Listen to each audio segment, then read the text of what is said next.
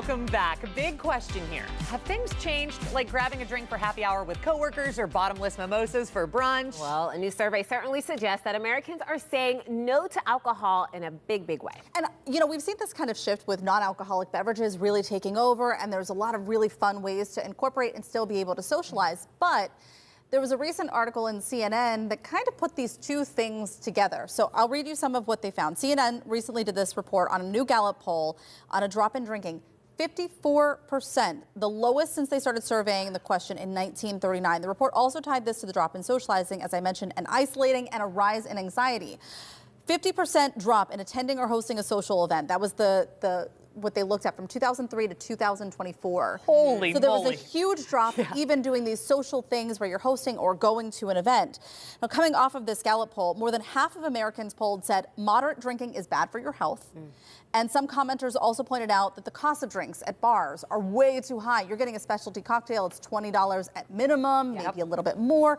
Even if you're getting an IPA, we know that those can be very expensive, maybe $10 for 1 pint of beer. It's crazy. It is, it's very expensive. So it seems like it's all good news. But as the anchor for CNN was talking about this, could this also be tied together, the drop in socializing and isolating and all of this, because we aren't going to the bars, because we aren't hanging out and maybe social drinking like we used to?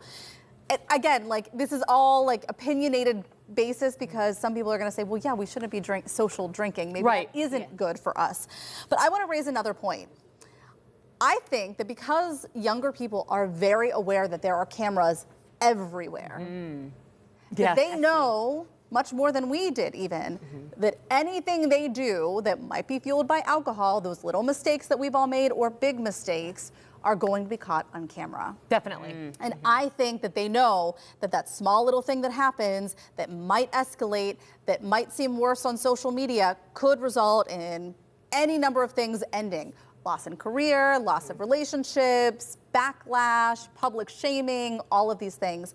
And it can be edited down to a 6-second clip. So I wonder if the drop in socializing and the drop in drinking has to do more with that. Well, and I don't think that kids are being less stupid. I just think they're being less stupid publicly. Right. And the fact that that has then steered them into being so frightened to go out and enjoy a night with their friends that they are going to stay in, that makes me even more worried. I would prefer if you and your girlfriends went and got some drinks and then all got safely home, rather than you having a couple bottles and being able to do whatever you want in the privacy of your own home. Right. I also don't necessarily, I see the correlation 100% between a drop in drinking and a drop in going out and socializing. However, one of those things is very, very, very important. Like, not the drinking part. We need to be getting out of our house. We need to be seeing people we don't see every day. And even if you're an introvert and you prefer kind of like your circle, you need to make sure that you are leaving and seeing them. Yeah. It doesn't mean that you have to have a cocktail. My husband does.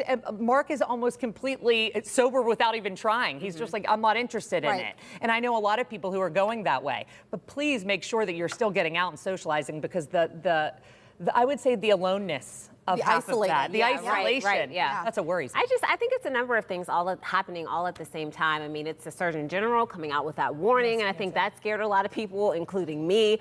It's the cost of alcohol is tremendous. I think people want to go out and remember that they had a good time. They don't want to wake up with this horrible hangover the next morning.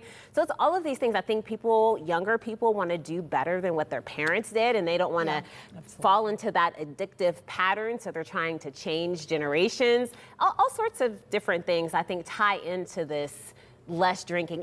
And there's so many wonderful mocktails to choose from. Well, I was going to say, I feel like we're very lucky in Pittsburgh, because we've seen more of that. We've even seen some of the non-alcoholic beers locally made rise as well. Love that. Well, love a good mocktail. If the millennials are growing up, I'm good with it. It's good. We got out of the bar. That's right. All right, still to come on Talk Pittsburgh. Not all vacations are created equal. Which destination made you say never again? Tune in to our 3 o'clock drop to find out.